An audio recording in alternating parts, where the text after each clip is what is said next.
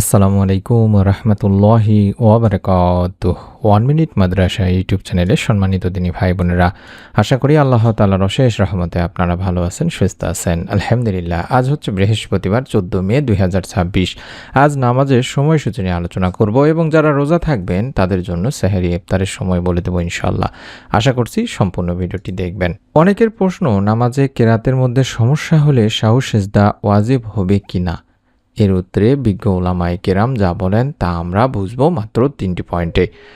1 নম্বর point, কিরাতে এমন ভুল যে ভুলে নামাজের কোনো সমস্যা হয় না, এক্ষেত্রে নামাজ নষ্ট হবে না এবং সাহু সেজদাও লাগবে না। 2 নম্বর, এমন ভুল যে ভুলে নামাজ নষ্ট হয়ে যায়, যেমন অর্থের মধ্যে বড় ধরনের পরিবর্তন হওয়া বা ইত্যাদি। এক্ষেত্রে রুকুতে যাওয়ার আগে যদি সেই ভুল সংশোধন করে নেওয়া হয়, চাই নিজে থেকে হোক বা লোকমার মাধ্যমে, নামাজে কোনো সমস্যা হবে না এবং সাহু সেজদাও লাগবে না। 3 নম্বর, তবে যদি এমন ভুল হয় যে ভুলে নামাজ নষ্ট হয়ে যায় এবং তার রুকুতে যাওয়ার আগে সংশোধন না করা হয়, তাহলে নামাজ নষ্ট হয়ে যাবে, সাহু সেজদা দিলেও নামাজ শুদ্ধ হবে না, সেই নামাজ পুনরায় পড়তে হবে।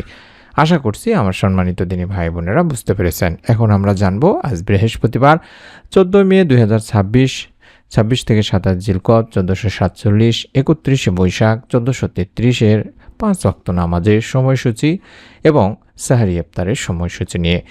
ঢাকা ও এর পার্শ্ববর্তী এলাকার নামাজের সময়সূচি: ফজরের সময় শুরু 3টা 54 মিনিট এবং শেষ 5টা 16 মিনিট।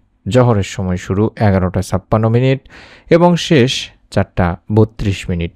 আসরের সময় শুরু হানাফি মাযহাবে 4টা 33 মিনিট, শেষ হবে 6টা 33 মিনিটে এবং আসরের সময় শুরু হবে শাফিঈ মাযহাবের 3টা 18 মিনিট থেকে শেষ হবে 6টা 33 মিনিট পর্যন্ত। মাগরিবের সময় শুরু হবে 6টা 36 মিনিটে, শেষ হবে 7টা 55 মিনিটে। এশার সময় শুরু হবে 7টা 56 মিনিটে, শেষ হবে রাত 3টা 49 মিনিটে। এবার জানব নামাজের নিষিদ্ধ সময়গুলো নিয়ে। সূর্যোদয়কালীন সময়: সকালবেলা সকাল 5টা 17 মিনিট থেকে 5টা 31 মিনিট পর্যন্ত নামাজ পড়া থেকে বিরত থাকবেন। মধ্য দুপুর 11টা 50 মিনিট থেকে 11টা 55 মিনিট পর্যন্ত নামাজ পড়া থেকে বিরত থাকবেন। সূর্যাস্তকালীন 6টা 18 মিনিট থেকে 6টা 33 মিনিট পর্যন্ত চেষ্টা করবেন নামাজ পড়া থেকে বিরত থাকার। এবার জানব নফল নামাজের সময়সূচি নিয়ে। তাহাজ্জুদের সময় শেষ হবে 3টা 49 মিনিটে, এর আগেই তাহাজ্জুদের নামাজ শেষ করবেন। ইশরাকের সময় শুরু হবে 5টা 32 মিনিটে, শেষ হবে বেলা 11টা 49 মিনিটে। চাষতের সময় শুরু হবে 8টা 40 মিনিট থেকে, শেষ হবে 11টা 49 মিনিটে।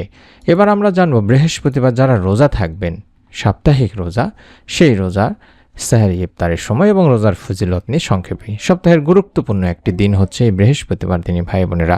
জুমাবারের পূর্ববর্তী দিন হয়, এটি জুমার দিনকে প্রস্তুত করে তোলে। তাই এই দিন রোজা রাখা, নেক আমল করা ও ইবাদত করার ফজিলত অপরিসীম। আবু হুরায়রা রাদিয়াল্লাহু তাআলা আনহু থেকে একটা হাদিস বর্ণনা করা হয়েছে, যেখানে আল্লাহ রাসূল সাল্লাল্লাহু আলাইহি সাল্লাম বলেছেন, প্রতি সোম ও বৃহস্পতিবার জান্নাতের দরজাগুলো খুলে দেওয়া হয়।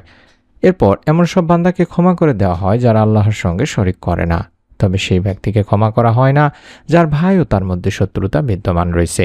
এরপর 3বার বলা হয়, এই দুজনকে আপোষ মীমাংসা করার জন্য অবকাশ দাও। এটি সহিহ মুসলিম শরীফের সহিহ হাদিস। উম্মুল মুমিনিন হযরত মায়েশা রাদিয়াল্লাহু তাআলা আনহা বর্ণনা করেন, আল্লাহ রাসূল সাল্লাল্লাহু আলাইহি সাল্লাম সোম ও বৃহস্পতিবার রোজা রাখার বিষয়টিকে প্রাধান্য দিতেন। এটি ইবনে মাজার একটি হাদিস। তাই আমরা চেষ্টা করব এই সোমবার এবং বৃহস্পতিবার রোজা রাখার। প্রিয় নবী সাল্লাল্লাহু আলাইহি সাল্লাম আরও বলেন, সোমবার ও বৃহস্পতিবার দিন দুটি এমন যে দিন দুটিতে বান্দার আমল মহান আল্লাহর সামনে হাজির করা হয় বা উপস্থাপন করা হয়। আর আমি রোজা থাকা অবস্থায় আমার আমল আল্লাহ রাব্বুল আলামিনের সামনে হাজির করা হোক, পেশ করা হোক, এটাই আমি পছন্দ করি। সুনানে তিরমিজি শরীফের একটি হাদিস। তাই আপনারা যারা রোজা আছেন কিংবা রোজা থাকবেন, তারা সেহরি এবং ইফতারের সময়টি জেনে নিন।